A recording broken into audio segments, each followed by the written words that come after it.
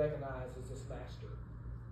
When Jesus was living on this earth, there was a young man who died, and the widow, the widow was coming out of the city, and Jesus and his disciples were coming into the city, and Jesus looked at this woman and had compassion on her, and he walks up and he stops the funeral procession. He puts his hand on that casket, and he says to that boy, "Get up."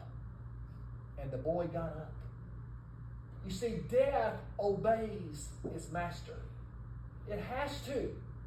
Because Jesus is the one who gives life. Jesus can give life. And so, another time when the little girl was 12 years old, Jesus walks into the bedroom, the mom and the dad.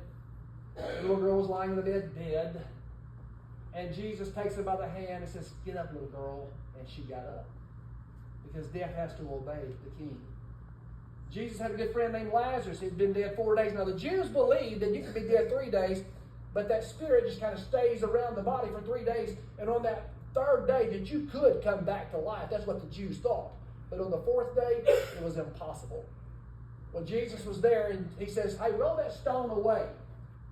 Mary and Martha said, "Oh, he stinks by now. He's been dead for 4 days." Jesus says, "Roll the stone away." And they did. And when they rolled that stone away, Jesus says, he prays to the Father, and he says, "Lazarus, come forth." And a man who had been dead 4 days came walking out of that grave. Why? How is that possible? Well, because death recognizes its master. Death recognizes Jesus as king. And then finally, they nailed Jesus to the cross on a Friday. He died. They put him in a grave.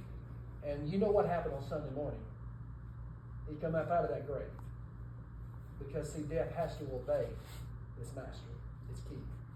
And so the Gospels are